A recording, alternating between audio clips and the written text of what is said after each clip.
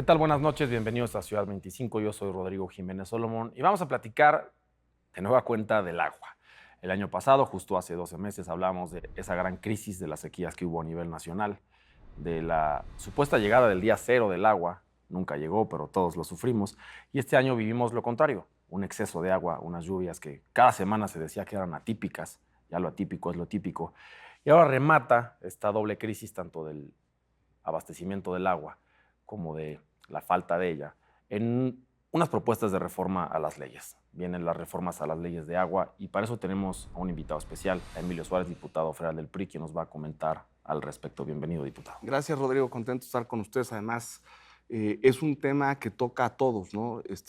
Toca a la industria, toca al campo, toca a las ciudades y en general el país está viviendo, más allá de lo que sucedió el 2025, como tú lo mencionas, hay espacios de estrés hídrico que involucran un reto técnico, social y legal para pues, poder satisfacer las necesidades de la gente, ¿no? Yo me acuerdo en el año 2017 que el entonces precandidato a la presidencia, Andrés Manuel López Obrador, decía cuando en el sexenio de Peña Nieto le movieron las cifras a la gasolina, le pusieron el gasolinazo, que eso generaría una revolución, la gasolina. Pero ahora le están moviendo al agua, algo aún más vital para el ser humano, para la naturaleza, al agua, Emilio. Sí, hay que recordar, el ejercicio para crear una nueva legislación viene desde el 2014.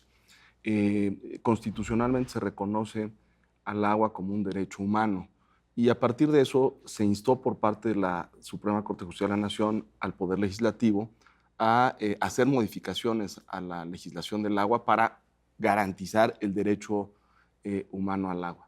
Y ha habido distintos ejercicios, distintas discusiones en torno al agua, y ahora están haciendo una propuesta. Es una propuesta que nosotros pensamos que debe ser discutida en el más amplio sentido de la palabra.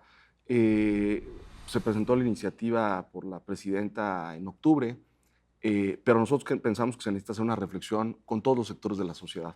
El PRI está haciendo foros regionales, no encontramos eco en general en la Cámara de Diputados para hacer esta discusión, y el PRI lo que hicimos fue ir a buscar a la gente en el país, principalmente a los productores del campo, para escuchar qué era lo que opinaban. Y nos hemos encontrado con sorpresas, porque hay mucha preocupación respecto al acceso y al uso del agua. Claro. Y lo que hay que recordar es que hoy, a mí me gustan los números y lo he platicado contigo, porque además le da mucha guía y brújula a la gente de lo que estamos hablando.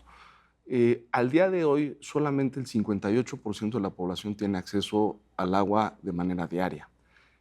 Hay 6 millones de personas que no tienen acceso al agua y hay 11 millones de personas que no tienen acceso al saneamiento del agua. ¿Qué quiere decir esto? Que básicamente implica un reto de revisión de lo que está pasando en el agua. Y te voy a dar un ejemplo que además debería ser preocupante. La medición de la pobreza, que lo hemos platicado en distintas ocasiones. La pobreza se mide con dos factores. Uno, que es el ingreso de la gente, y el otro con acceso a distintos derechos. Uno de ellos es el agua. Morena dice, y lo que yo les he dicho es que para que la medición de la pobreza no sea un espejismo, hay que ver la realidad. Claro. Y Morena dice, oye, hay una reducción de la carencia del agua del 50%.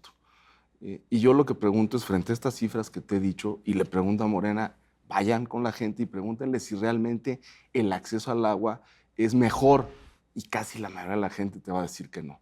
Si uno revisa la inversión en infraestructura del agua, contablemente, presupuestalmente y físicamente, casi es nula del 2018 a la fecha.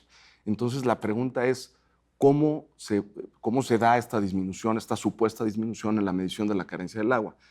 Y yo creo que una respuesta que da el gobierno, viendo que hay un estrés hídrico que hay que solventar, es presentando estas iniciativas que básicamente tratan sobre dos instrumentos legislativos: la Ley General de Aguas y las modificaciones a la Ley de Aguas Nacionales, que tienen distintos objetivos, ¿no? Entonces, pues es un tema importante, el estrés hídrico. ¿Cómo se consume el agua? Porque luego también dicen, la industria es la culpable del estrés hídrico. A ver, estamos hablando de que casi el 76% del consumo del agua se da en el campo. Claro. ¿No? El 5%, el 15% se da para uso doméstico, el 5% se da por consumo de la industria y el 4% tiene que ver con la generación de electricidad. Entonces, hoy por hoy, el sector más afectado o el que debería preocuparnos más, además de la infraestructura económica que se debe dar para el servicio doméstico del agua, pues es el campo, ¿no? Claro. Y ahí es donde está uno de los problemas Pero principales. mira, qué interesante que lo menciones, porque es cierto, cerca del 76% del agua que se utiliza anualmente en nuestro país va para el campo. Si nosotros pensamos en el 100% del agua que se usa en México, son como 214,000 millones de metros cúbicos, poniéndolo fácil, son como 500 lagos de Valle de Bravo, o como 27 lagos de Chapala al año. Eso es lo que consume México en agua al año. Sí. 27 lagos de Chapala, que es el lago más grande del país, o 500 de Valle de Bravo, quien viva más cerca del centro del país. No hay agua suficiente, y de esa agua que se utiliza, el 76% va para el campo. Y aquí el dato criminal del agua.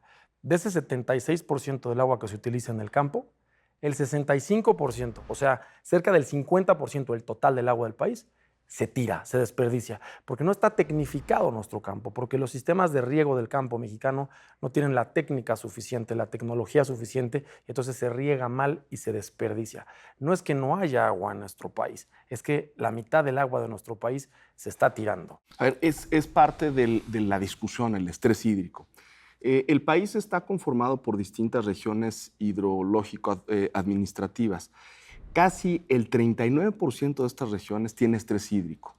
En ese 39% vive el 54% de la población. Es un desastre. Si uno revisa los datos, lo decías tú en infraestructura, prácticamente el 40% del agua que administran los municipios se pierde por las fugas municipales. Y prácticamente el 60%, casi el 50 y pico por ciento del agua del campo, por falta de tecnificación, se pierde. Entonces, sí hay un reto administrativo, hay un reto pues, de tecnología que hay que platicar con los productores del campo y que hay que platicar con quienes administran los organismos de agua a nivel estatal. Ahora, los productores del campo, los transportistas que transportan el producto del campo, están en las carreteras, tienen toda la semana bloqueando, y uno de los principales temas es esta modificación legal al agua, diciendo, no me quites mi concesión. Se llevó a cabo una revolución hace ya más de 100 años en nuestro país por la tenencia de la tierra. Pero, ¿qué pasa si tengo tierra y no tengo agua? Tengo tierra no productiva, me dejaste un desierto, no puedo sembrar, se acaba mi tierra. Es un tema socialmente de hoy que tiene que resolverse. Sí, hay que ser receptivos. Yo creo que esta visión desde el Estado, desde el gobierno de Morena, de que quien se manifieste tiene intereses políticos. A ver, el interés político por el agua es válido. Claro. O sea, quienes se sientan afectados por el agua es válido. El campo, desgraciadamente, para el país lleva abandonado desde pues, la administración del presidente López Obrador, y lo hemos visto. Se eliminaron subsidios para el campo, se eliminaron la financiera rural. Hoy van a tratar el tema del agua. Y básicamente una de las preocupaciones que tienen los productores del campo tiene que ver con la certeza jurídica respecto a los títulos de concesión y esta vinculación que no se dice así, pero hay que decirlo con todas sus letras. La vinculación del valor de la tierra asociada al agua es todo.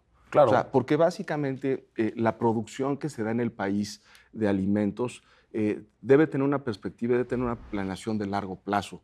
Si tú a los productores del campo no les das la certeza respecto a sus títulos de concesión del agua, pues prácticamente va a ser bien difícil que puedan planear la producción agroalimentaria durante los próximos años. Y lo que están peleando yo creo que es una lucha legítima que tiene que ver con eso, con la certeza, es decir, cuáles serán las causales para que les puedan retirar una concesión del agua. Y no solo eso, la figura de la transmisión de la concesión, que es importante, no solo con alguien que le vaya a comprar el terreno a un productor del campo, sino con propios familiares, en un tema de una sucesión. ¿A quién claro, le puedes dejar? Para ser claros, hoy la Constitución y la ley establecen que las concesiones públicas se otorgan a una persona, física o moral, no a una propiedad. O sea, habría que hacer un nuevo diseño constitucional y legal para determinar esas concesiones qué certeza tienen, porque tienes toda la razón. Tierra sin agua no vale, tierra sin agua no produce. Y agua hay, se desperdicia la mayor parte, pero agua hay. Sí, a ver, y al final eso nos vuelve a la reflexión de cuáles son las prioridades en el país.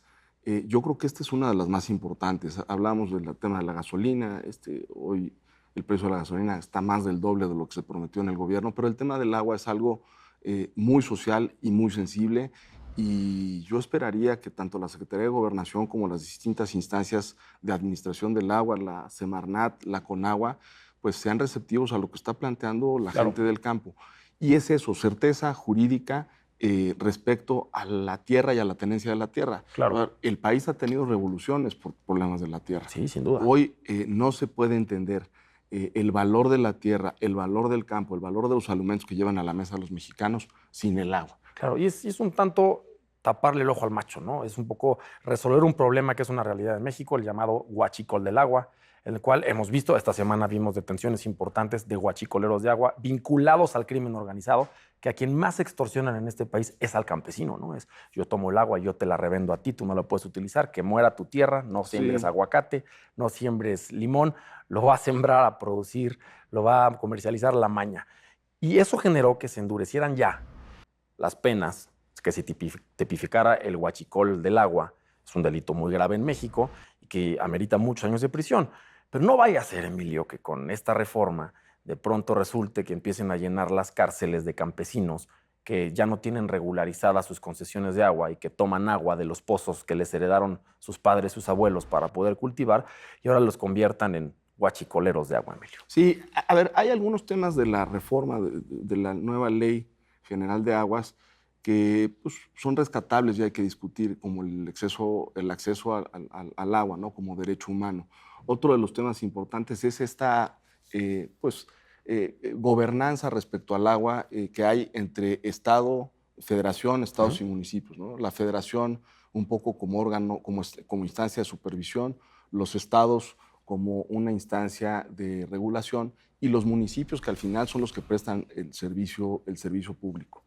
Pero hay otros espacios específicamente, como tú lo dices, que son preocupantes, ¿no? Es decir, el catálogo de delitos, porque ya hay nuevos delitos, pues el margen de discrecionalidad del Estado para poder retirar o no una concesión, en qué circunstancias dejan a la gente, ¿no? En el PRI vamos a seguir haciendo los foros, vamos a dar la discusión en la Cámara de Diputados. Sí, Emilio, y por último, para cerrar, tú eres un experto en la materia. Lo lógico sería que ante nueva reglamentación en materia hídrica para el agua del país hubiese un mayor apoyo en el año 2026 presupuestal. Entonces, le voy a inyectar mucho más lana a la Conagua para tecnificar. No lo hay. No lo hay. Entonces son palabras. Puede convertirse en letra muerta y palabras vacías. Nosotros lo habíamos dicho, hay muchos sectores dentro de la parte económica presupuestal que se dejaron. En materia de salud, pues es un desastre, hay fusión de programas, etcétera, obesidad, diabetes. El tema del agua es algo, y es lo que yo te decía, que se viene arrastrando desde el 2018. Y a mí lo que más me preocupa, y con esto me gustaría cerrar, si nos vamos a tomar en serio la medición de la pobreza y que no sea un espejismo, hablemosle con la verdad a la gente.